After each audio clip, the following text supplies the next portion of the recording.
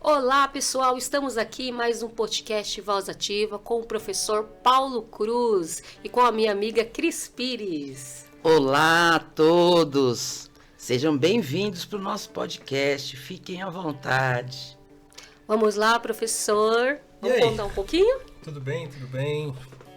Obrigado pelo convite, estou feliz de estar aqui. É o primeiro podcast que eu participo que tem duas mulheres negras apresentando, então... Quando recebi o convite, fiquei todo feliz. Falei hoje para um amigo professor lá na escola. Falei, a gente se encontrou no corredor, sabe quando você tá trocando de sala, né? Sim. Aí encontrei um amigo, falei, caramba, e aí, como é que tá? A gente sempre se encontra e como que tá cansado. Porque quarta é um dia para mim dos mais corridos, assim, da semana. E aí eu falei, nossa, tô só o pó, dormi pouco essa noite e tal. Eu falei, e ainda vou sair daqui correndo e vou para um podcast lá, né, no outro lado da cidade, e eu tô feliz porque é um podcast apresentado por duas mulheres negras, então vai ser mó barato. Então eu tô feliz de estar aqui, obrigado pelo convite. Eu que estou feliz aqui para entrevistá-lo, sabe por quê? Porque eu tava louco para encontrar alguém para discutir educação comigo. Esse podcast nós tem de tudo, né, Cris? Eu falei para Cris assim, Cris, vou achar alguém. Aí eu procurei, falei, Cris, vou fazer o convite pro Paulo. Vamos ver, porque o Paulo é todo famoso, né, gente? Aqui é o podcast dele, então a gente tá aqui para ensinar a gente também, né, Cris? Como lidar com o podcast. Que a gente não sabe. Aprender sempre. Aprender sempre, né, Cris? E aí a gente tá aqui, eu falei, mas vamos discutir. Mas antes disso, como todo o nosso podcast, a gente sempre quer saber quem é a pessoa que está sentado junto com a gente. Conta um pouco daquele menino que cresceu aonde, filho de quem. Olha, então, eu nasci em Guarulhos, no município aqui de São Paulo. Morei até os 9 anos em Guarulhos. Aí a gente mudou pro Jardim Tremembé, que é a Zona Norte, encostadinha ali, perto do Jaçanã. Hoje eu moro no Jaçanã. E, bom, eu sou filho do Antônio da Cruz, que faleceu em 2012, de quem eu tenho muita saudade. Meu pai foi meu amigo, assim. Eu tive essa felicidade, assim, de na vida adulta ser amigo do pai. De sentar para tomar um café, assim, sabe? Ele em casa levar uma torta de morango lá para a esposa e pro filho, a gente sentar lá fazer um café e ficar falando de música, falando de cinema. Então, meu pai era um homem muito culto e um sujeito que veio assim de baixo, aquela história que a gente vive repetindo, né? E que foi estudar tarde porque casado com a minha mãe, uma mulher implacável, né? Então, casaram, foram morar lá num bequinho em Barueri. E ela ficava apertando ele, falava, escuta aqui, é porque minha avó era de Barueri, né, a mãe do meu pai e tal, então eles casaram e foram pra lá. E ela sempre apertando, ó, não quero morar a vida inteira de aluguel não, você pode dar um jeito nisso, você vai dar seus pulos, negrão, vai que vai. Então ele sempre trabalhou muito assim, né, e só que ele bebeu muito assim durante um longo período da vida. Ele não era um cara violento assim, já trabalho e tal, mas bebia. Isso tirava o vigor que ele tinha para poder trabalhar e ir atrás das coisas e tal. E aí um dia ele disse que pensou, ele falou, olha, eu preciso melhorar o meu salário para poder, né, ir atrás das coisas, que a Benê tá aqui me futucando, eu preciso correr, né? E aí ele, mas para eu melhorar meu salário eu preciso melhorar de cargo.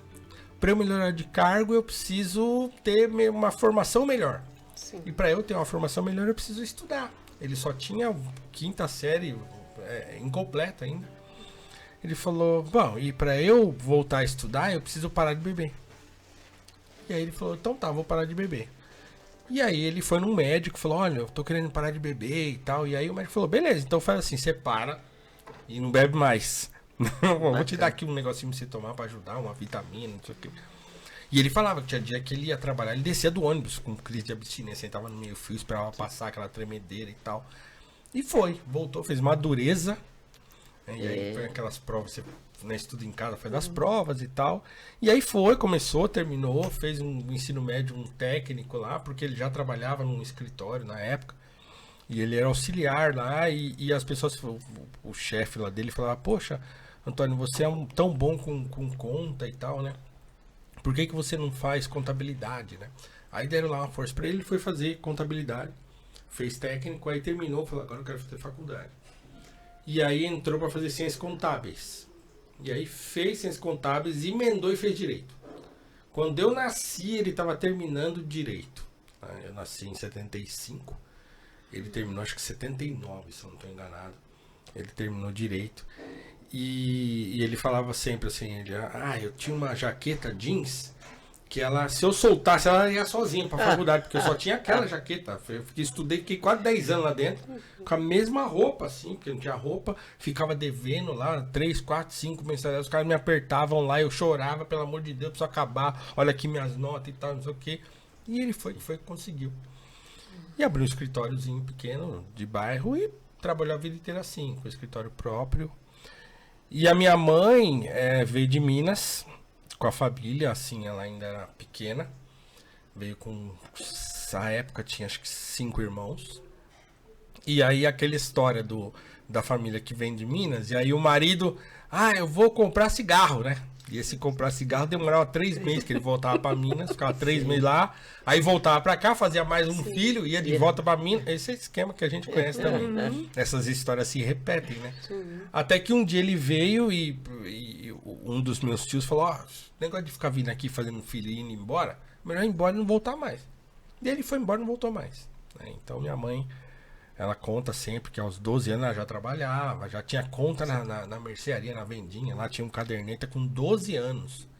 Não, anota aí, tem que ajudar minha mãe e tal, e eu volto aqui pra pagar e não sei o que. Então passou maus bocados, negócio de pegar a cabeça de peixe no fim da feira pra fazer pirão pra comer, né?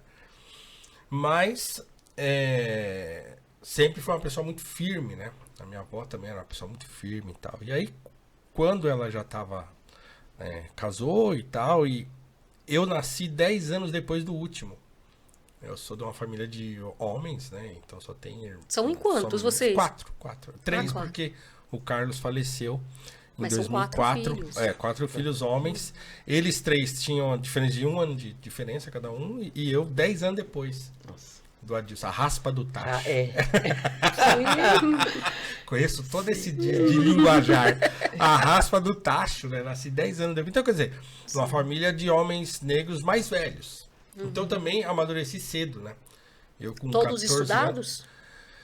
Anos, assim, eles foram... Eu fui o primeiro a me formar. Todos com formação, tá, gente? Estudado porque nós... Isso. Eles foram se formar depois, porque assim, o Carlos...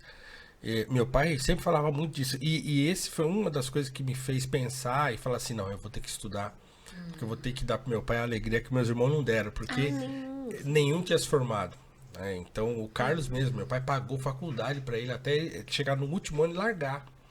Então meu pai sempre falava isso, porque o Carlos largou e tal, não sei o quê. Então eu ficava com aquilo, né? Não, vou ter que, eu vou ter que me formar e tal. Honrar, né? Vou ter que honrar. E aí eu fui, né? Então eu fiz técnico em eletrônica. E porque meu irmão Adilson, ele já trabalhava com isso, e quando meu pai perguntou o que eu queria fazer e tal, de quando terminasse o ensino, a 8ª série na época, eu falei, eu quero fazer eletrônica. Não porque eu gostava especialmente, mas porque meu irmão já trabalhava com isso e eu... o exemplo. Exatamente. Falei, vou fazer isso aí também. E fui. Terminei eletrônica e fui fazer processamento de dados. Né? E aí eu estudei TI. E aí a minha faculdade eu paguei, porque eu já trabalhava na época. E eu mesmo paguei a faculdade. Ele me ajudou uma vez ou outra assim, mas eu paguei mesmo a faculdade, terminei e trabalhei 20 anos com isso. Minha mãe, quando eu já estava na escola, indo sozinho para a escola, sim, sei lá, na 5ª, 6ª série, 7ª, sei lá. Ela falou, eu vou voltar a estudar também. E aí ela foi voltar a estudar também, minha mãe. E aí com que idade? Sei lá, na época. Ela devia ter uns 40. Eu acho que por aí, viu? Uns 40. Eu acho que por aí. Uns 40 anos, eu acho. Ele falou, vou voltar também. Aí voltou a estudar e também só tinha o 5ª série incompleta. Aí foi lá, fez supletivo, não sei o que tal. Foi lá e chegou uma hora e falou assim, vou fazer agora um curso técnico de enfermagem. Não, na verdade ela quis fazer, ela foi fazer instrumentação cirúrgica. Curiosidade, foi fazer instrumentação. Fez, aí estagiou, falei, não gostei disso aqui não. Eu vou fazer enfermagem. Aí foi fazer enfermagem, fez enfermagem. Terminou o curso de enfermagem. Falou, tem um concurso ali, vou prestar. E aí passou no concurso, falou, vou voltar a trabalhar. E ela tinha 57 anos. Então ela voltou a trabalhar com 57 e se aposentou. Até parou então de trabalhar ela com era 70. do lar? Depois que meu pai adquiriu uma certa estabilidade e tal, Aí ela ficou só cuidando. 3 filhos, 4 homens, filhos. né? E depois eu, né? Não Então, é assim, brinquedo, não. Não é brinquedo, né? Trabalhava demais, assim. E aí ela resolveu, então, quando a gente já tinha uma certa independência, ela resolveu ela mesmo trabalhar. Eu vou trabalhar. E foi. Trabalhou até os quase 70. Se aposentou, ainda continuou trabalhando, porque ela tinha comprado um carro. Falei, eu vou ficar trabalhando, porque aí eu vou pagando de 2 em 2 pra acabar essa porcaria logo. E aí, quando eu acabar o carro, vou largar. Mas ela se aposentou, mas continuou trabalhando ainda. Quando ela terminou de pagar o carro, aí ela exonerou do cargo dela lá na prefeitura de Guarulhos. E aí foi isso. Então eu trabalhei 20 anos com TI. No meio do caminho, eu descobri que não era isso. Eu comecei a trabalhar com isso em 94. E em 2004, que foi o ano que eu casei. Casei em 2004. Eu falei, caramba, não é isso não. Não é esse negócio. Eu já estava trabalhando há 10 anos com isso, assim, mas descobri que eu era professor. Falei, eu sou professor, eu preciso dar aula. Surtei no trabalho, foi um negócio doido, assim, porque eu surtei de fato, assim, de chegar na empresa e não conseguir trabalhar.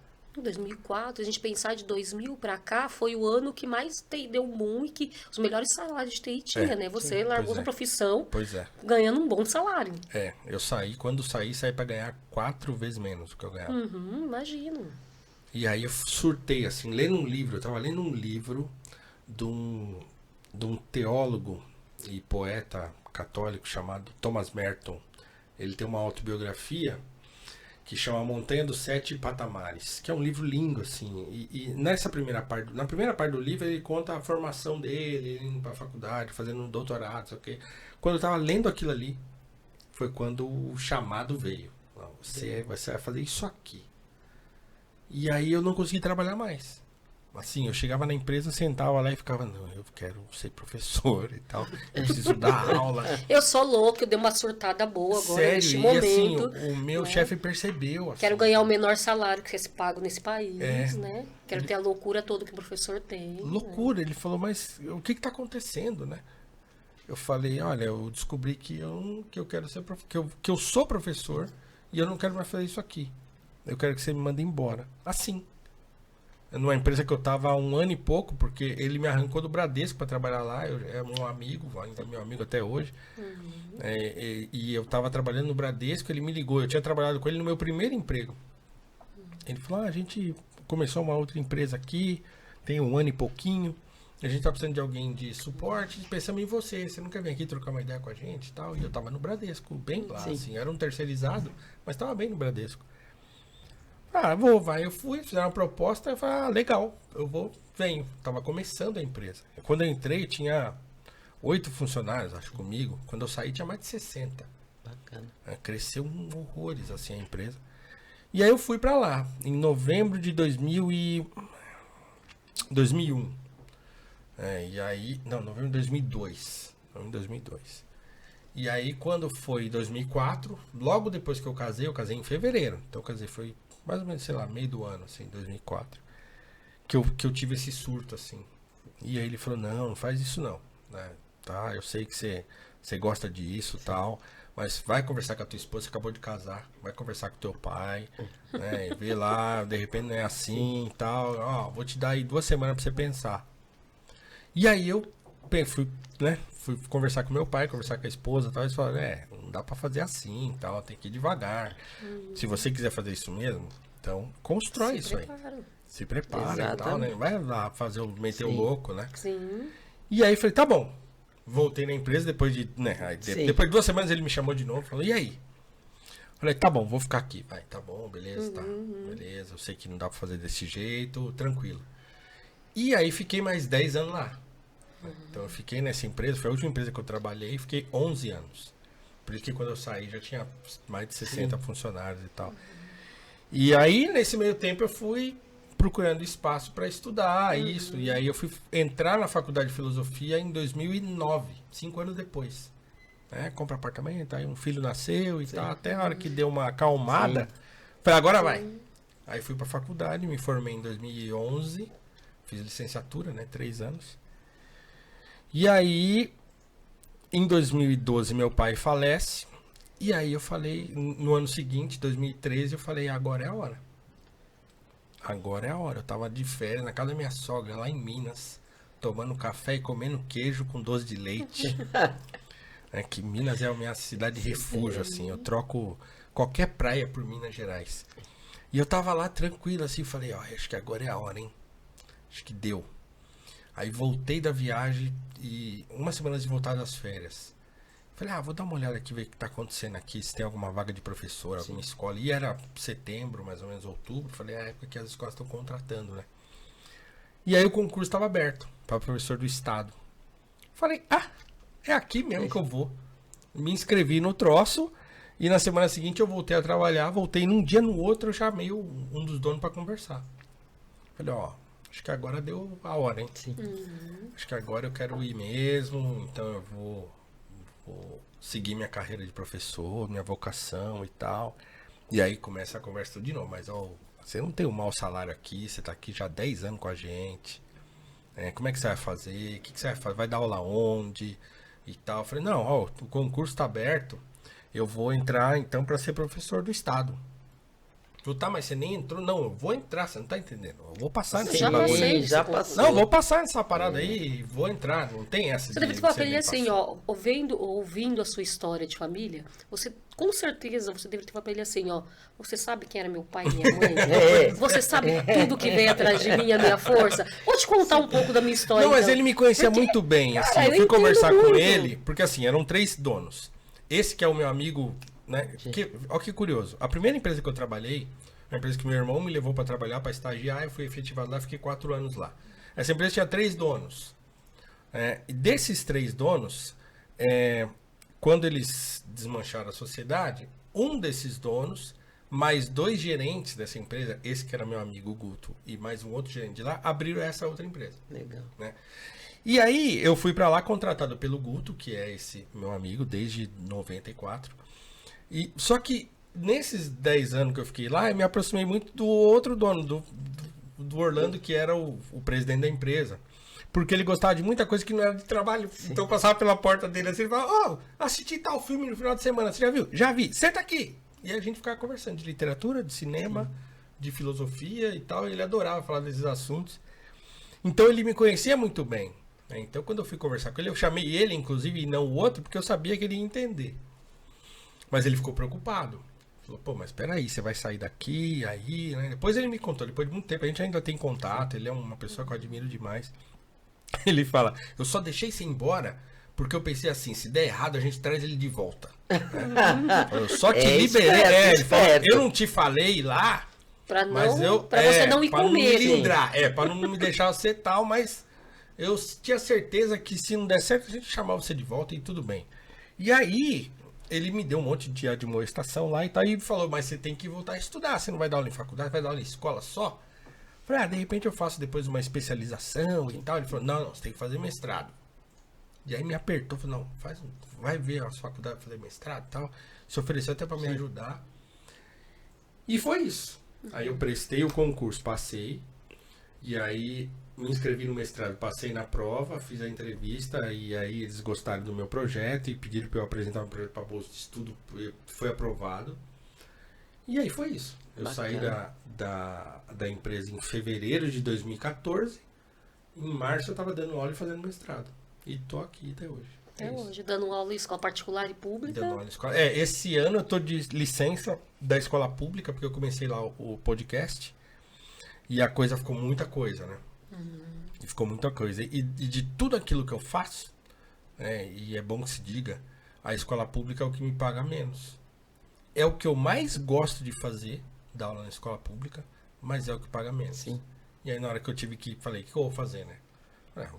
Meu filho estava estudando na escola que eu leciono, a privada, e tem bolsa. E aí tô lá no podcast, que eu tô lá, eles me pagam lá, eu tenho um contrato com eles e tal. Eu tenho curso online, eu escrevo, sou colunista de um jornal, então assim, ficou muita coisa. Sim. E eu, como tinha uma licença para tirar, aquela licença não remunerada, eu pedi licença e tirei. Então eu tô, esse ano e talvez o próximo, eu tô de licença do estado. Mas é isso, eu dou aula no ensino básico. E desisti de dar aula em faculdade porque o problema tá no ensino básico. Então é lá que eu quero ficar. Então isso é pura verdade. Das faculdades que você fez, você foi cotista em uma delas ou não? Não, nenhuma. Foi todo pago? Todos pagaram com muito suor? Quando eu fiz TI, eu paguei já. Eu já trabalhava, então eu paguei. Eu tive logo um crédito educativo de 30%, que fui lá pedir e tal, e me deram um desconto. Mas eu paguei. E filosofia eu também paguei. E no mestrado não, porque meu projeto foi aprovado lá pela própria universidade, a Universidade Metodista, para bolsista. Então eu não paguei o mestrado. Mas paguei minhas faculdades todas. Mas essa bolsa era da faculdade ou era uma bolsa da faculdade com cota? Faculdade. Mas não tinha cota? Não tinha. Não tinha. Não. E o que você acha da cota? Eles têm só para... Fiz a pergunta, mas acaba. Mas, já vou falar. Eles tinham, porque assim, tem aquele negócio de CAPES e CNPq e tal, mas a própria Metodista tinha um sistema deles lá, né? Sim. De bolsa. E eles tinham um critério lá para avaliar e aprovar projetos para bolsa de estudo da própria universidade. Filantropia de universidade confessional, né? E aí foi aprovado. Então, o que eu acho da cota? Eu detesto discutir esse assunto. Detesto é muito forte, mas eu não gosto de discutir esse assunto. Por quê? Porque falta dado para falar sobre cota. A gente está fazendo 10 anos, ou fez 10 anos, né, das cotas implantadas. E tudo que se produziu de estudo a respeito da efetividade do sistema de cotas só foi produzido por quem concorda com o sistema. Então, claro que vai dar certo. A estatística é assim, o cara pega o número, torce aqui, torce ali e faz o que ele quer. Então, assim, eu não consigo imaginar que foi essa maravilha que se prega aí, porque tem muito problema. Então, imagina um sujeito que sai lá sei lá, ele sai lá de Quixeramobim e passa na UFRJ. Ele vai lá pro Rio de Janeiro para estudar. E aí ele chega lá, ele não tem onde dormir, ele não tem o que comer, ele não tem onde... Como é que ele vai se sustentar lá? Ele não tem emprego, ele evade. Então, assim, eu não sei como que funciona, como que tá a evasão, quanta gente começa e larga, eu não sei. Então, os números são todos muito bonitos, maravilhoso e tal, então eu não sei. Esse é o primeiro problema. Então, assim, faltam elementos para poder dizer se eu sou contra, eu sou a favor por isso, por aquilo, porque não é efetivo, né? Então, eu não sei discutir nesse nível. Agora, uma coisa eu sei. Eu sou professor do ensino básico. E eu sei o que está acontecendo lá. E o que está acontecendo lá é um negócio, é um clima de catástrofe absoluta. Absoluta. Não tem, assim, uma nesga de esperança naquilo ali. É a catástrofe absoluta. E aí, eu, como professor de ensino básico, que vejo os alunos chegando no 3º ano do ensino médio, sem saber escrever uma redação, sem saber fazer uma conta de uma divisão, aí eu fico preocupado. Entende? Então, assim, tá bom. Mas aí, alguns desses alunos vão ter oportunidade de fazer uma faculdade e lá na frente melhorar de vida, arrumar um melhor emprego e tal. Legal, tudo bem, isso é defensável. Só que o problema é o seguinte, a evasão no ensino básico é altíssima. Os meninos negros periféricos ainda foi de 77%, né? Esse ano que passou. Entendeu? Então a evasão é altíssima. E outra, muitos alunos do ensino básico hoje estão chegando no final do ensino médio sem qualquer perspectiva de nada. Zero. Ele não chega lá, não, vou fazer faculdade. Tal. Ele faz o Enem porque ele é obrigado a fazer. E faz lá daquele jeito. Né? E ele não faz porque ele está pensando na faculdade. Tá? Então, e as profissões hoje da garotada não são profissões mais que precisam de uma faculdade, né? Sim. Todas as profissões que eles têm hoje na cabeça, o que eu vou ser, tudo. Antes era um médico, veterinário, advogado. Hoje não. Exatamente. Eu quero ser podcast. Eu quero ir pro funk. Sim, entendeu? né? Eu quero fazer beat, ganhar dinheiro fazendo beat. Uma grande minoria ainda quer ser jogador de futebol, mas ainda tá uma grande minoria, porque a grande maioria não quer mais, como era na nossa época. Né? Então é isso, né? Então quer dizer, muitos estão chegando lá na ponta e assim, não tem perspectiva. Então o que eu digo é o seguinte, a cota, ela já é para uma, entre aspas, espero que as pessoas me entendam, é para uma elite de alunos do ensino público e alunos negros e tal. Já é aquele sujeito que se não tivesse a cota, ele ia passar. provavelmente se ele tivesse um empurrãozinho, porque a cota dá um empurrãozinho para ele ralar. Sim. Então, quer dizer, se melhorasse um pouquinho o sistema de ingresso, esse sujeito já passaria. Essa menina já passaria. Então, aquele que vai estudar e que vai usar o sistema de cota, geralmente já é aquele bom aluno da sala. Já é aquele que estuda, que sabe por que ele está lá, né, que o pai e a mãe já pegam no pé, que tem uma família mais ou menos estruturada, que vai empurrando ele e tal. Né? Então, você já percebe que aquela pessoa ali, ela vai. Agora, numa sala de 40, tem 2 assim. 2. Lastimável. Sim. 2. Eu penso muito na cota. Quando eu penso em cota, Eliana, isso é pessoal. A gente está colocando muito pessoal aqui, né? E algumas estatísticas que a gente pensa, algum percentual.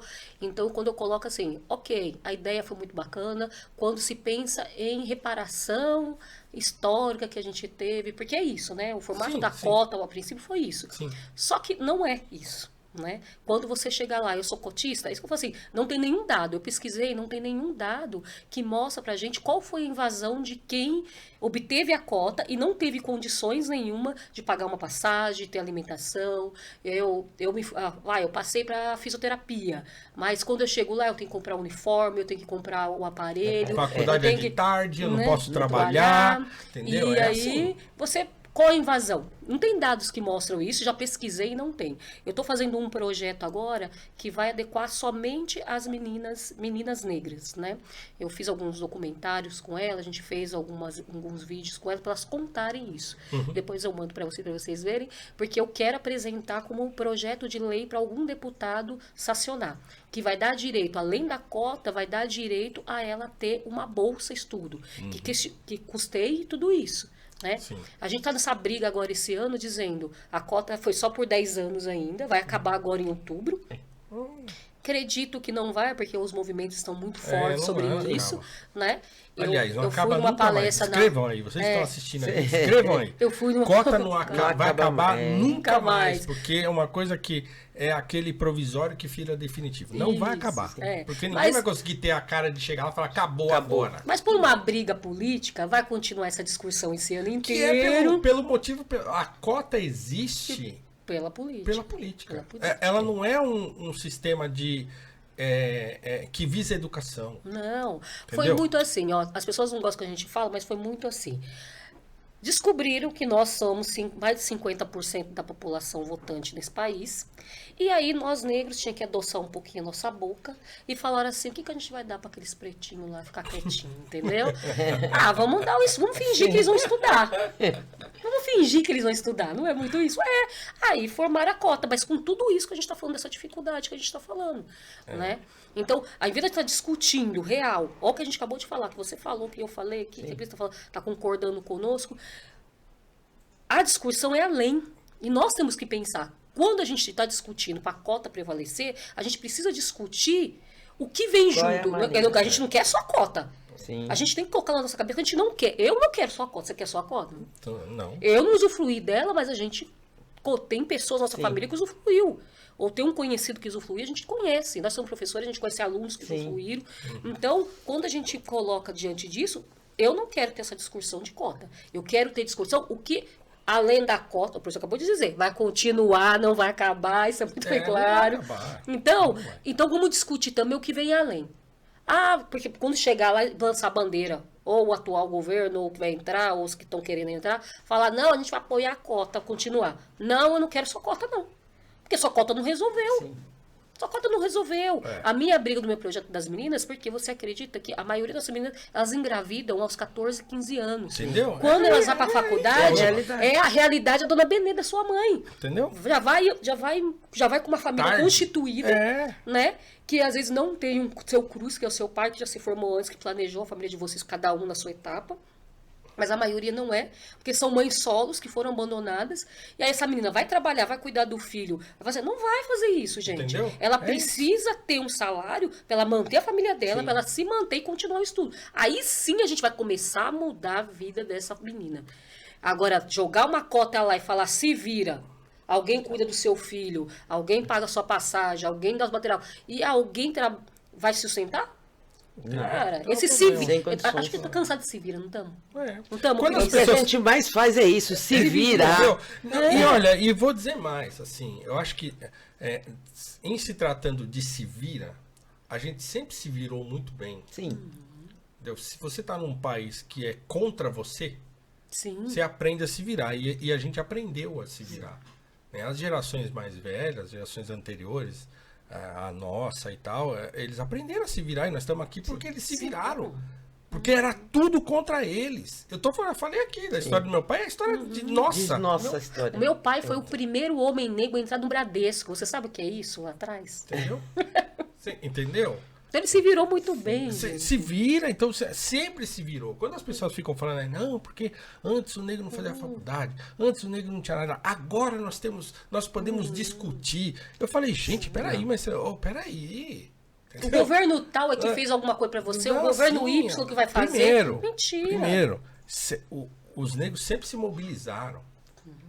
Então esse papo, porque agora tem internet, então a pessoa acha que porque a internet, né, fez a coisa explodir. Parece que só agora que existe movimento negro. As pessoas não sabem. As pessoas nunca foram na festa de Tietê. Essa juventude. De São Benedito. Essa juventude não sabe o que era a festa de Tietê. Quantos anos tem a FSD? Nossa, tem. Pô, tem até O movimento mais antigo que tem alguma coisa tem muitas 47 anos, né? Então deve ser. As pessoas não sabem o poder daquilo. Sim. As pessoas não sabem o que era o poder de você ir num baile no Palmeiras. No baile da Chic Show, de você sair daquilo ali e falar assim, ó, o mundo é meu. Entendeu? Não tem negócio de branco, racismo, não tem isso aí. Eu vou meter o pé e vou. Entendeu? Aquilo, você saía do baile, aquela pretalhada, você vai. É tudo nosso, não tem esse negócio aí. Que, porque não vai conseguir, não, vou. Vamos pra cima. Era isso. Né? Então, quer dizer, a gente sempre se virou muito bem num mundo que sempre foi contra nós, num país que era contra a gente. Essa é a real. Né? Então, já tem essa diferença de percepção. Então, essa geração atual, eles acham que não, que agora é que começou. Sim. Que eles inventaram esse negócio, né? E que agora a luta é assim, assada e não sei o que. Não, gente, pelo menos, né? É que hoje tá mais aberto, agora tá tão mais né? fácil pra Hoje tá muito mais fácil do que no nosso tempo, né? Entendeu? Tinha que ir pra rua e tomar o Correia Leite, que é o fundador, um dos fundadores da Frente Negra Brasileira, que pra mim foi e continua sendo o maior movimento negro organizado que o Brasil teve, né? Pelo tipo de trabalho que eles faziam e pelos resultados que eles conseguiram alcançar em pouco tempo. E o Correia Leite, que foi um dos fundadores com o Arlindo Veiga, brigaram logo no começo e tal. E aí o Correia fundou o Centro Cívico Palmares e o jornal A Chibata. E o Arlindo Veiga ficou lá com a Frente Negra e o jornal Voz da Raça. O Correia Leite, depois de décadas e décadas, né, quando o MNU fez uma festa, isso está no YouTube, tem no YouTube isso.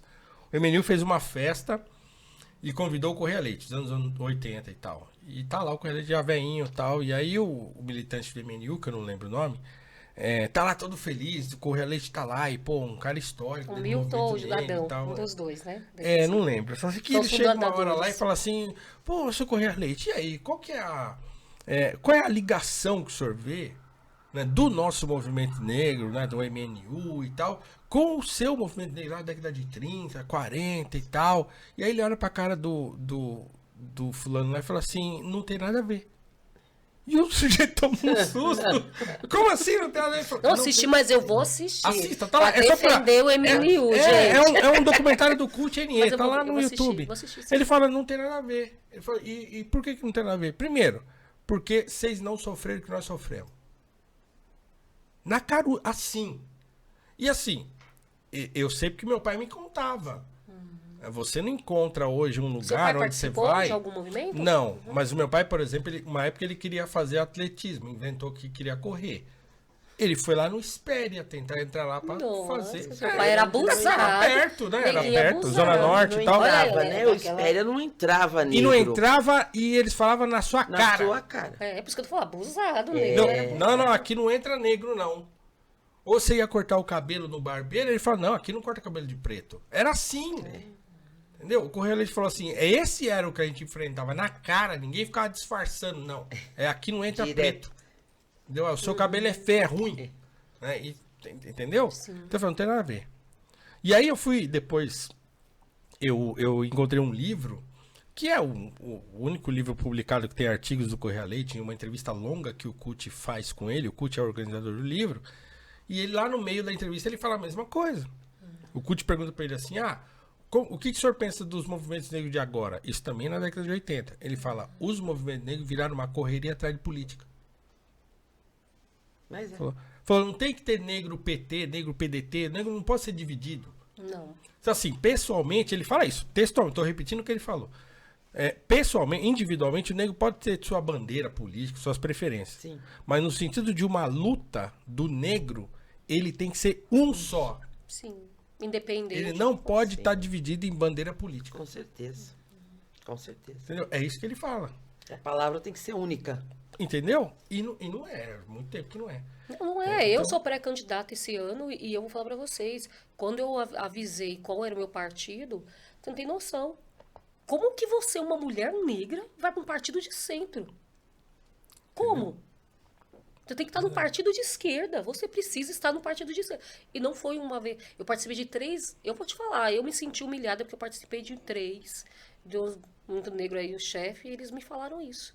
Vai ser muito difícil a gente te apoiar, Eliana. Eu falei, gente, eu sou uma mulher negra sendo pré-candidata. Vocês têm que me apoiar em qualquer partido que eu escolha. Não existe lugar de preto e de branco. Os 32 partidos que tá nenhum deles nos representa. Todos eles, a diretoria é branca. Qual que não? Em tese, nenhum que representa. Entendeu? Então, quer dizer, nenhum. Você vê a foto lá do Lula, da a última foto do Lula, agora com o álcool, já tinha, né? Só o rei de vocês lá só tinha branco, gente. Entendeu? Então é isso. E aí, assim, a minha... E eu também sou, né? Sou odiado. Porque, vamos começar. Porque eu ousei, assim, porque a gente eu somos ousei falar, que, gente, peraí. que pensa fora da caixinha, entendeu? Vamos falar a verdade. Assim, eu quando vi essa situação, né, essa submissão cega a uma vertente política específica, e assim, eu nunca fui um cara de esquerda, eu já fui revoltado, já quis brigar com a polícia, já fiz... Você já era de esquerda mesmo sem saber, você era. Então, porque e ser esquerda é isso aí. É brigar. Não necessariamente, entendeu? Eu acho que as coisas estão num nível de incompreensão conceitual. É por isso que as pessoas ficam nessa. Você só pode ser tal coisa ou outra. Porque as pessoas não sabem o que elas estão falando. Então, assim, politicamente, você ser de esquerda ou de direita, tem lá 3 ou 4 características que te colocam num lugar ou no outro. Sim. E essas 3, 4 características que te colocam num lugar ou no outro, não tem a ver com você ser contra pobre ou a favor do pobre. O problema é que venderam esse peixe, os movimentos compraram, não, a esquerda é que pensa no pobre e a direita pensa no rico. É isso que fica. Na cabeça dessas pessoas com quem você conversou, é isso. É isso. E tá difícil de tirar. Não vai tirar, porque as pessoas não estão mais dispostas a conversar. Sim. Então, assim, infelizmente, essa conversa vai demorar muito para acontecer. E assim, eu sou xingado de tudo quanto é nome. Só porque eu resolvi pensar de uma maneira que não é aquela. Mas assim, eu sou capaz de defender aquilo que eu penso e de me colocar dentro de um espectro em que eu encontro um monte de gente importante. Que poderia ser importante, inclusive, para os próprios movimentos. Então, a questão é essa, assim, não há abertura para uma conversa sobre isso. Nem conversa, não tem conversa. Entendeu? É o que você ouviu aí. Não, mas não é possível que você vai para um partido de centro e tal, porque assim, é um nível de escravização mental. É onde as pessoas querem te colocar, né? Entendeu? É onde as pessoas querem te colocar. É isso. Então, quer dizer, eu não sou preto, eu não sou livre, eu não posso escolher o que eu quero fazer, não. Eu não posso escolher quais são as minhas referências, que tipo de pensamento que eu vou adotar. Não, eu tenho que pensar o que estão falando para eu pensar. Eu só posso fazer as coisas se for desse jeito e não daquele. Como assim? Vocês querem me colocar onde? Não era livre, não era liberdade que a gente tava querendo, agora não é mais? Eu saí de uma liberdade do corpo para ficar com a minha mente escravizada? Não, não vou. Liberdade é só até a página 1. Entendeu? Não Passou vou. para a segunda, já muda tudo. Entende? Então assim, não. Então não vou. Pode ficar aí gritando, pode me xingar de fascista, de não sei o quê. Pode me xingar do que vocês quiserem, mas eu não vou me submeter a esse troço. Sim. Ninguém tá pagando minhas contas, entendeu? Se vai pagando, paga minhas contas, vai me dar um dinheiro lá e tal, não vai. Então, e parece muito assim que parece que a capacidade, isso já existia, ficou muito gritante agora pra gente, né? Que a capacidade que cada um tem de exercer aquilo que a Cris é cantora. Eu não tenho capacidade de cantar igual a Cris, né? Mas se eu quiser, eu vou cantar e vou fazer sucesso, porque tem tantos artistas aí que não cantam nada, que estão recebendo os da fama, né? Não, mas é aquilo. Então, você parece vai que, naquela regra ali. Exatamente. E você aceita, pronto, acabou. Né? Então, parece que é muito isso. Agora a gente falando ao nosso ex-ministro da Educação, né? Eu estava vendo uma entrevista agora, acho que é Vitor, o novo. É Vitor, o novo ministro da Educação? Eu não faço nem ideia. Acho que é Vitor, se eu estiver errado, eu vou continuar chamando ele de Vitor, mas acho que é Vitor, porque vai mudando, mas eu vi que ele assumiu. Então, eu já não sei mas eu vi uma entrevista dele hoje mesmo, uma entrevista dele, ele estava falando e os deputados massacrando ele. Aí eu pego um monte de deputado falando lá, massacrando o ministro, mas eu falo assim, gente, não é defendendo o ministro. Errado estava o outro, esse começou agora, a gente precisa saber o que ele vai fazer, né? E qual que é o planejamento dele, da onde ele pegou e para onde ele vai. É isso que a gente precisa saber. Não adianta justificar, mas é um monte de deputado que não sabe nem o que é educação e fica ali falando, massacrando, querendo falar da compra da Bíblia, da compra do ouro, dos 40 mil reais que cada prefeito tinha que dar para poder conseguir, para poder conseguir as emendas, para poder ir para a cidade, né? Então, eu falo, gente, mas que país é esse? Mas qual é a hora que a gente vai começar realmente a discutir educação nesse país? Não. Qual é a hora real? Aí fez um projeto que tem que colocar... Olha aí, você não viu, vou te contar. E passou esse projeto. Que todo professor de escola municipal e estadual tem que ter 25 alunos por sala. Aí eu penso assim, essa pessoa... Concordo que a saúde mental do professor é totalmente abalada. Não é de agora, desde quando o professor da minha época, já existia 40 alunos em uma sala. Sim. Não é agora, 50 anos atrás já existia isso, não é agora que a gente está falando isso. Uhum. Mas ok, como a gente falou, a internet, a gente vai falar tudo e tudo que a gente quiser. Então, quando ele coloca isso a 25, mas a gente está vindo de uma pós-pandemia, né? A gente está vindo de uma pós-pandemia, que teve um monte de invasão, os pais perderam, tiraram das escolas particulares, foram tudo para a escola pública, não tem escola o suficiente para colocar ninguém. Então, assim, se vai ficar 25 só... Hoje está com 42, 43, 44. Essa é a realidade das salas de aula hoje dentro do Brasil. Sim. Você vai ficar 25, aonde vai enfiar essas crianças? Vai ficar criança fora da escola. Não é um negócio estranho. Vai assim, continuar. Será que esses governantes têm filho? Não, ele não tem, porque com certeza o filho dele estuda em escola particular, que é a realidade de 10 a 12 alunos, porque só quem pode pagar que tem essa demanda, né? A gente sabe que a realidade é totalmente diferente. Então, ele não sabe o que realmente uma escola pública passa. Professor, eu compreendo a saúde mental desse professor, mas eu compreendo que a gente não tem escola o suficiente para as crianças que estão. Não é só porque você vai assinar o papel e promulgar uma lei que as escolas vão aparecer, que vai ficar tudo bem. Então, quer dizer, papel cabe tudo. Né? Assim, eu amo meus amigos, meus professores, amo, defendo tudo que vai defender, assim, nem embaixo, ok. Mas também, aí vai ficar um monte deles brigando por conta disso. Não, eu só quero 25. Foi lei agora, hein? Mas não fica. Vai ser 25, cara. Vai acontecer isso, entendeu? Como aconteceu do aumento que o Bolsonaro falou na televisão, falou aquela merda lá, dando 33% do valor do aumento do professor. Ok, bacana. Cara, bacana pra vocês. Eu falo, bacana pra vocês que o governo vai pagar. Mas as escolas particulares, eu digo isso, que eu tô na escola particular, pra mim isso é um sofrimento. Eles dá 33... Cara... Fechou as escolas dia 23 de março de 2020. Nós estamos em 22. 2020. Fechou as escolas. Reabriu a escola em janeiro desse ano. As escolas particulares ainda a gente conseguiu reabrir na metade do ano passado. Mas os pais não trouxeram, porque não era obrigatório, não trouxeram. Estão voltando agora em janeiro desse ano, voltaram. Fevereiro. Você imagine o que a gente passou em situação financeira? Aí... vai alguém na televisão, fala 33%, achar que aquele professor... Eu não, que não, você não tá dando 33% de aumento. Tem que dar os 33%. Falei, cara, que lei é essa que é criada?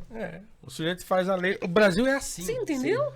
Entendeu? O sujeito faz ele acha que a lei é uma espécie de pirlim-pim-pim, que na hora que ele assina o papel, plum, a coisa resolve porque está escrito. Mas isso é uma tradição no Brasil.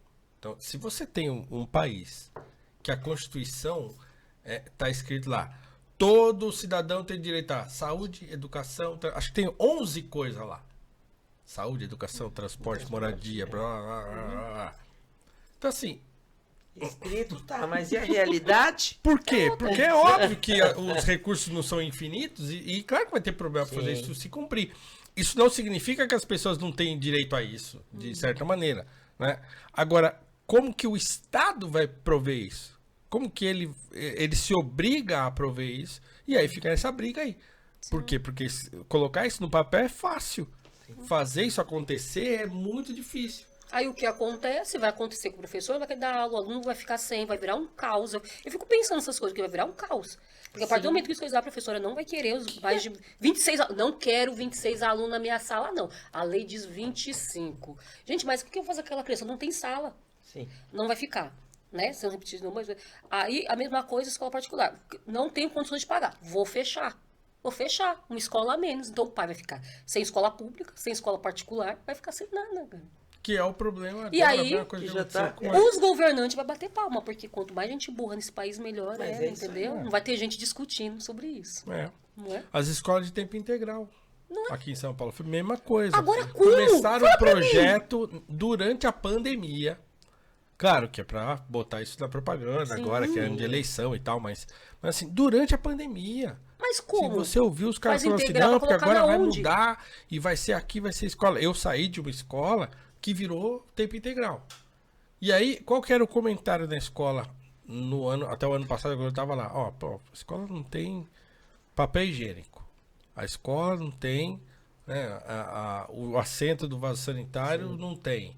A escola vira e mexe, não tem água, não tem extintor da escola, tem hidrante. Assim, não tem nada.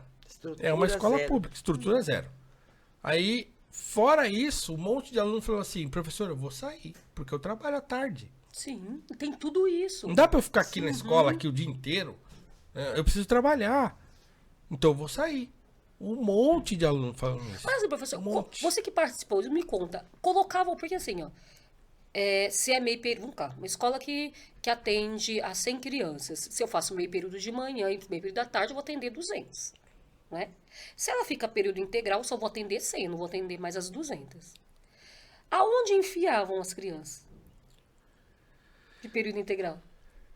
Não precisa não contar, não, só imaginei. Não, porque lá é assim, lá, por exemplo, na escola onde eu... Joga na quadra, onde eu lecionava, e caiu o outro meio período. Onde eu lecionava, lá tinha ensino fundamental e médio. Então, como é que eles dividiram? O fundamental de manhã e o médio à tarde. Né? E tinha médio à noite. E aí eles iam acabar com o noturno. Né? E aí, quando você acaba com o noturno, quem estuda à noite? A maioria é o cara que trabalha. Sim. Então, esse cara não vai fazer em tempo integral. Ele vai ter que sair para uma outra escola ou vai ter que parar de estudar. Parar de estudar. Que é o mais óbvio, é que ele vai parar de estudar. Que é o mais óbvio. Porque todo mundo aqui já estudou à noite e trabalhou. Sim. Sabe que não é fácil. E a juventude de hoje não tem essa mesma força que se tinha antigamente, né? Exatamente. Muitos têm, mas como era, de qualquer jeito, que nem você contando a sua história, do que o seu pai e a sua mãe ensinou, né? E o caminho que você traçou por ter esse suporte, ter tido esse suporte todo de força, né? Que te ensinou isso. Sim. Sim, hoje muitos não têm. Hoje muitos não têm. A situação é muito complicada, né? Cresce sem apoio, cresce em casa que não tem, a mãe trabalha, o pai sumiu. E aí, então, assim, difícil você ter esse apoio, porque as comunidades hoje não são mais unidas como eram antigamente. Lembra aquela época quando a gente saía, final de semana, ficava os vizinhos conversando no portão, fazia festa na... Hoje não é mais assim, né? A não ser que você more, sei lá, talvez nas favelas ainda seja um pouco mais junto, assim, mas também não sei se é tanto assim. Não, mas... não é, porque não dá pra você mais ficar nem nas comunidades. Pois é, entendeu? Então hoje o isolamento é maior, as pessoas se isolam mais. Então, assim, tem um monte de desdobramento. E aí... E talvez o problema mais profundo que a gente tem, vou falar dois aqui que eu acho. Não sei se você concorda.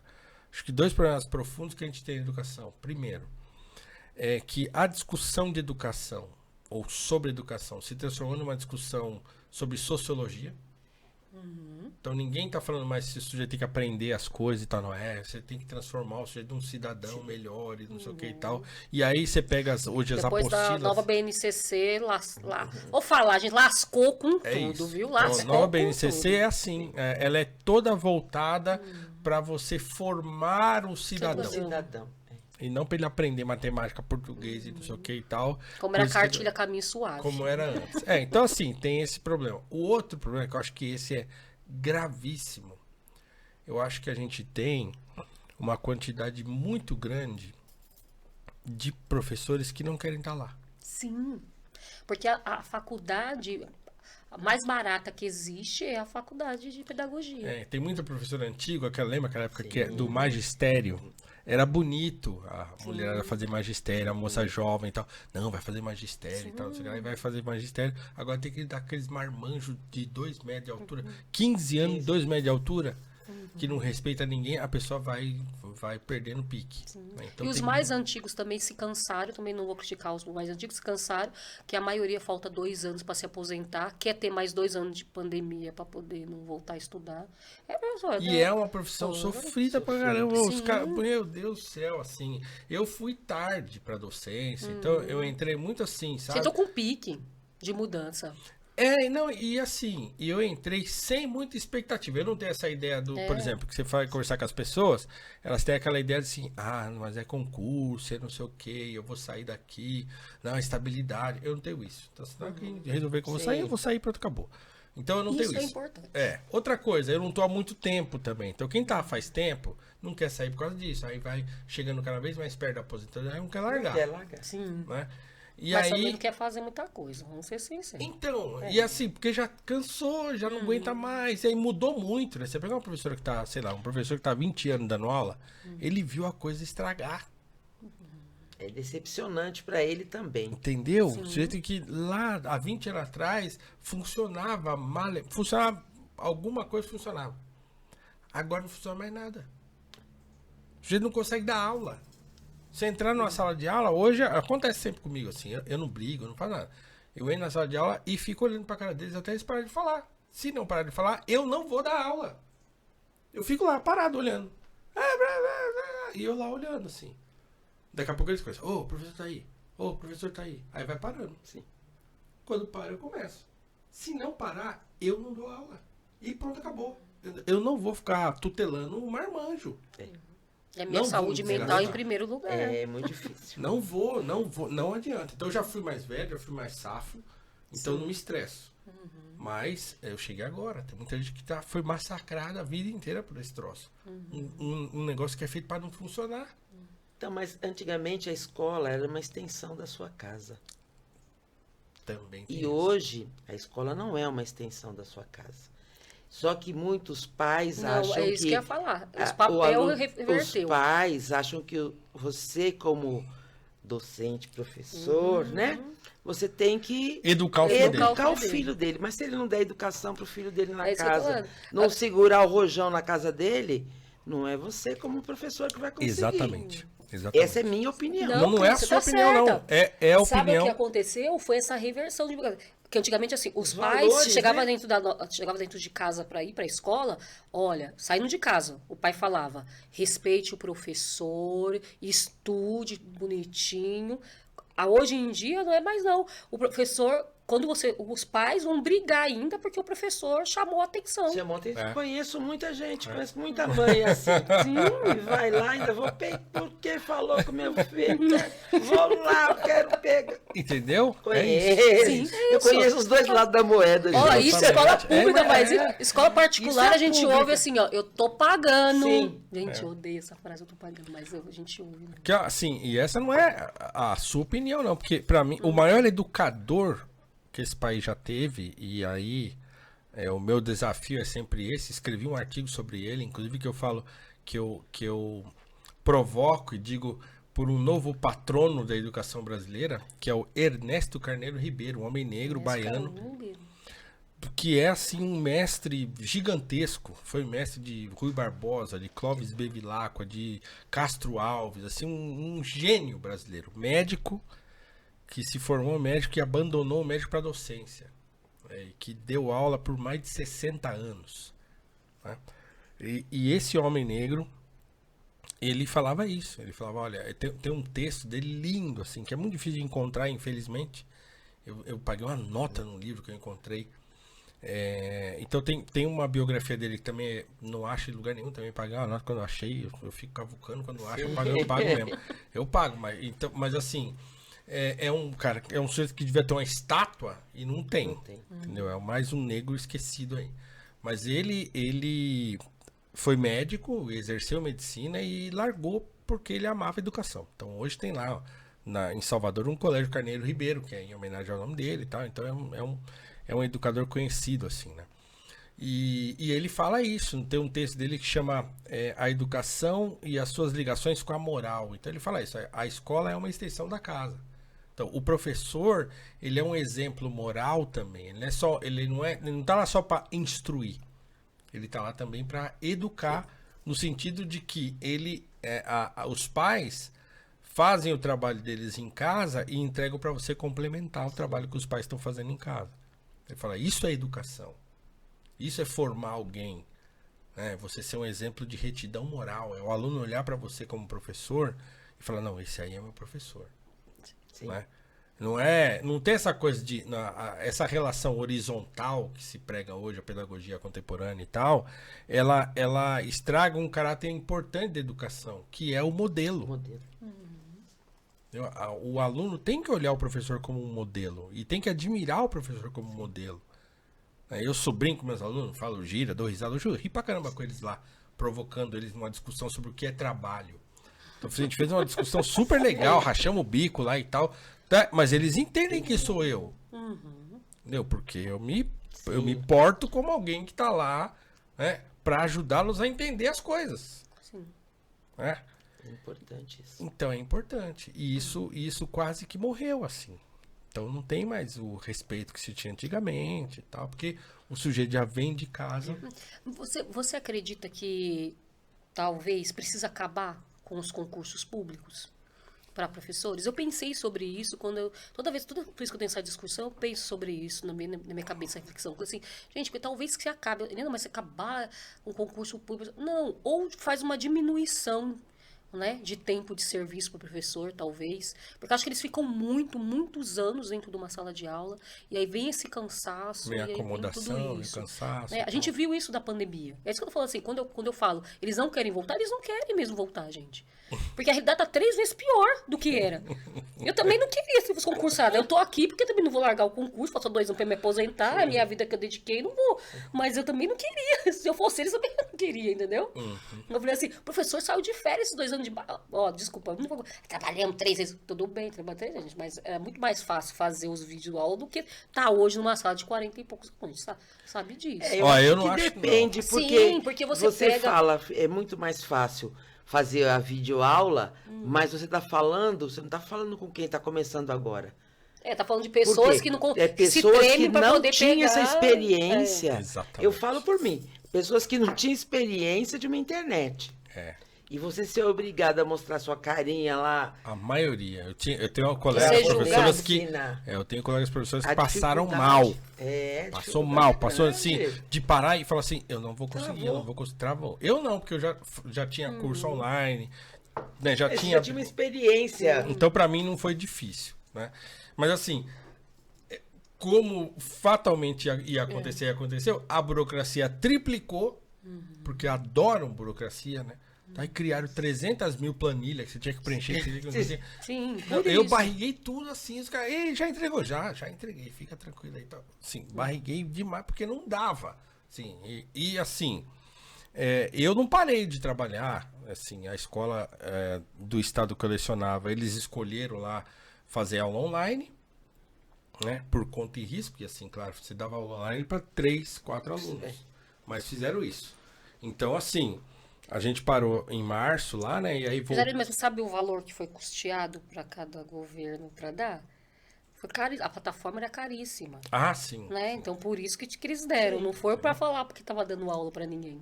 Então, assim, mas a escola que eu leciono foi uma dessas que eles entraram nessa de aula online. E eu acho que, claro, evidentemente por questões políticas, porque a diretora tinha lá e tal, né? Questão financeira.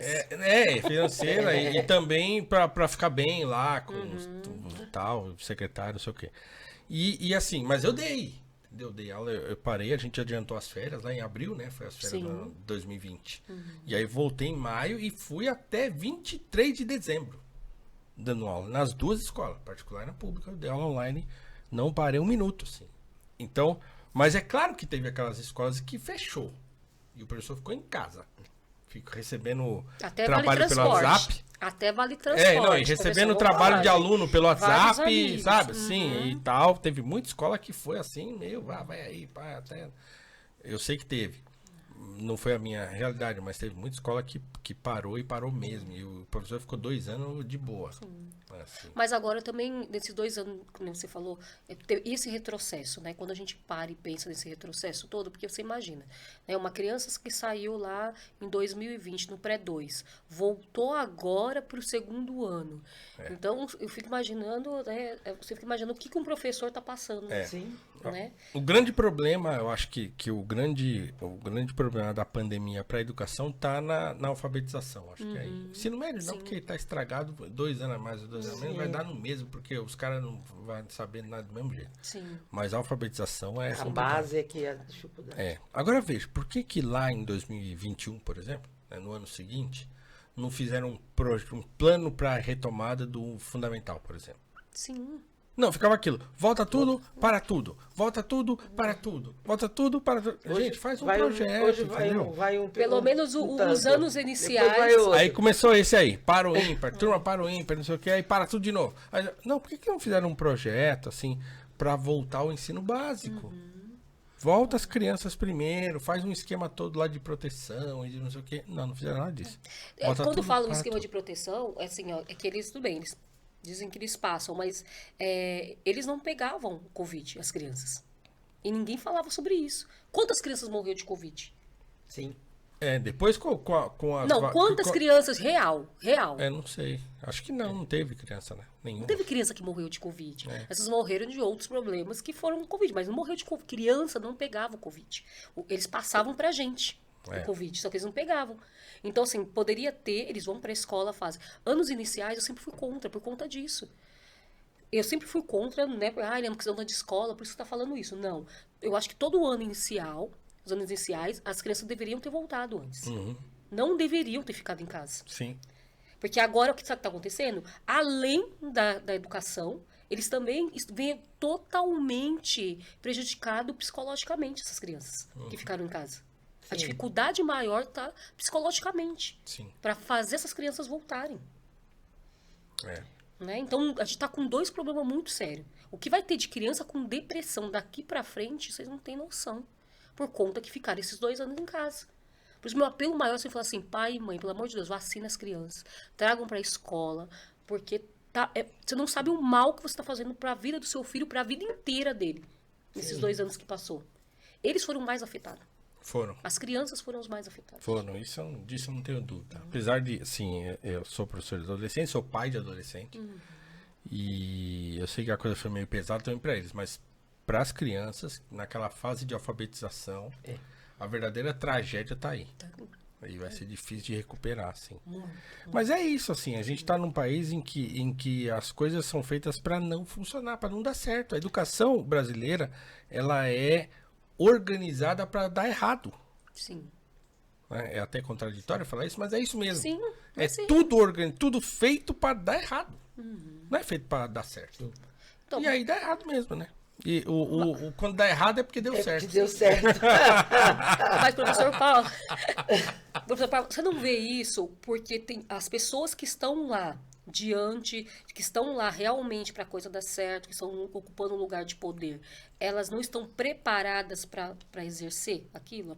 Aquilo que a gente acabou pulando para outro assunto, quando eu falei que a Cris é uma cantora, ela tem que ser cantora, né? Que nem agora o antigo ministro que estava lá, isso não é só por causa desse governo, porque todos os outros ministros que foram também também, se a gente for ver, também tem o mesmo protocolo que eles falam, né?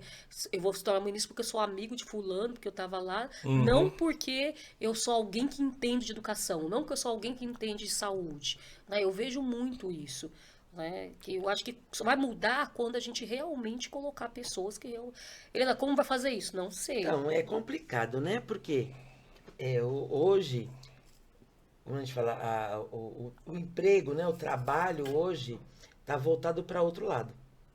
Né? Pelo menos é assim que eu vejo, que está voltado para outros campos, não dar aula. Tá. Ah, entendi. Entendeu? Sim. Hoje não até, tem incentivo. Hoje até se dá aula. Quem sabe tocar um cavaquinho vai dar aula de cavaquinho pela internet e tá tudo certo. Quem sabe dar de violão. Mas dar a aula como tem que ser mesmo numa escola pública ou mesmo numa particular. Ninguém quer. Ninguém quer. Só que tem muita gente também desempregada. Então, desculpa, qual que é a minha válvula hoje? Peraí, tá tendo vaga para professor, então eu vou ser professor. E aí eu que não gosto, mas eu preciso trabalhar, eu vou lá.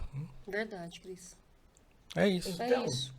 eu vou lá. É isso, Só que Cris. Eu chegar troquei lá- de professor 4. Eu Nem não começou tenho- o ano, eu já troquei 4 vezes de Eu professor. não tenho paciência para lidar com criança, Esse ano tá muito difícil, gente. Muito difícil. né?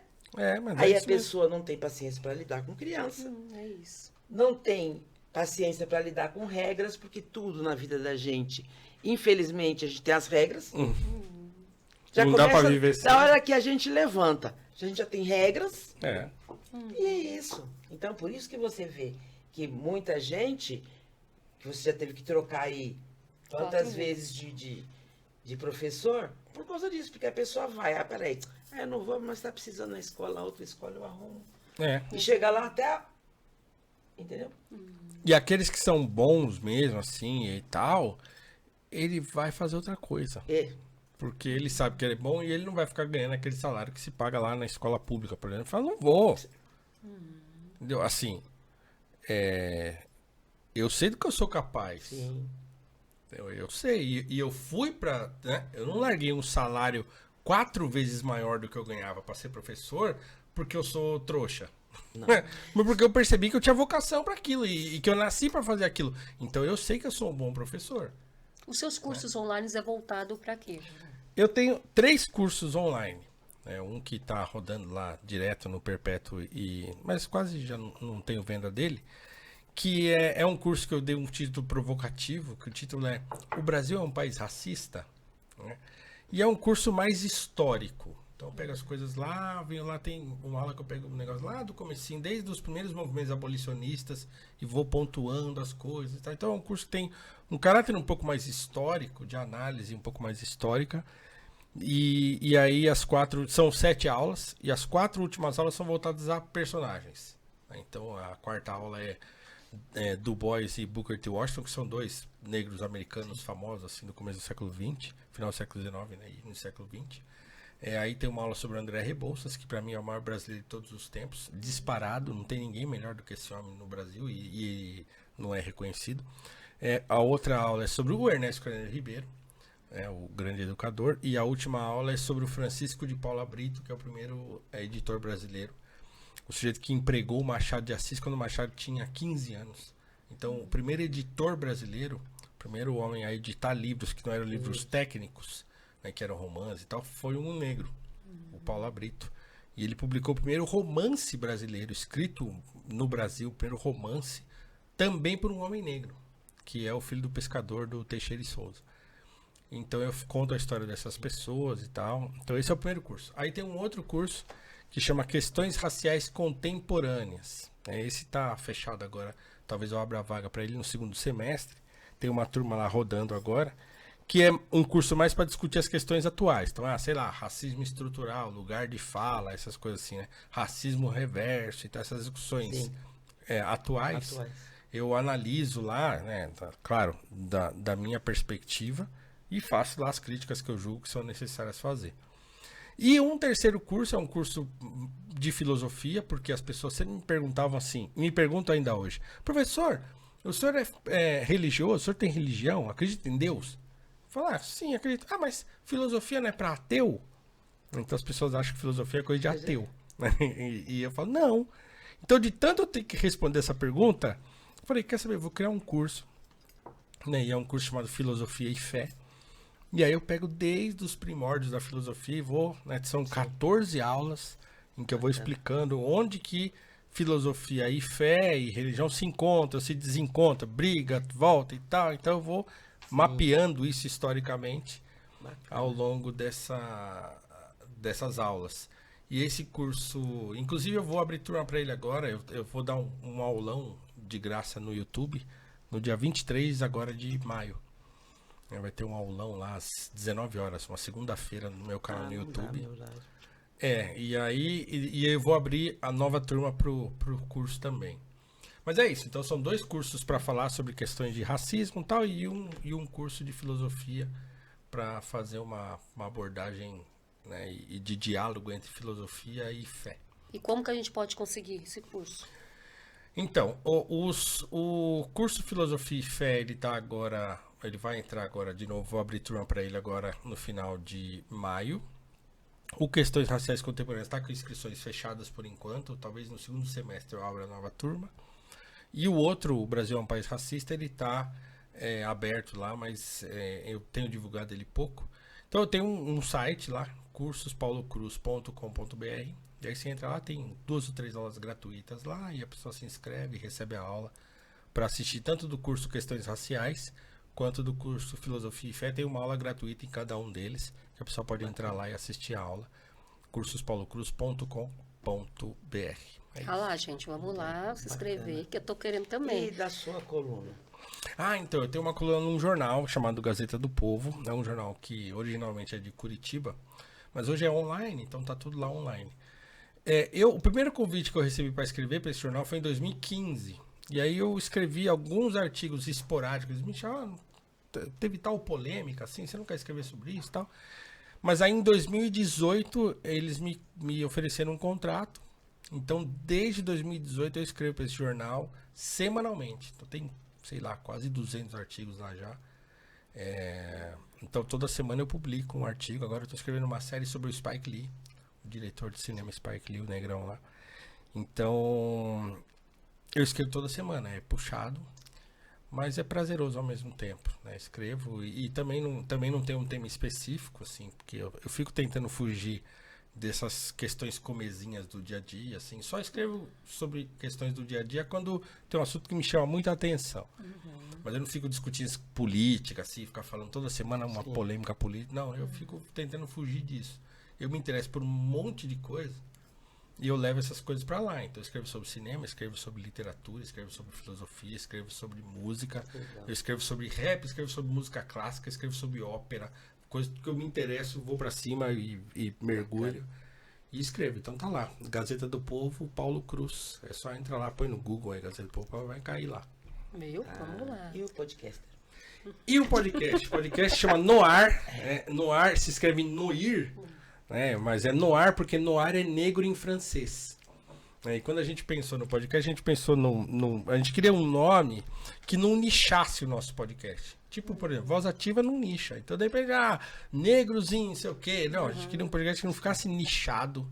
Aí falou, que Noir. Aí me surgiu o nome Noir, porque ele dá um trocadilho, né? Não só porque o nome Noir é negro em francês, mas porque Noir dá a ideia de estar no ar. Sim, de estar, eu pensei logo nisso. Não pensei no negro em francês, eu pensei nisso, estar no ar.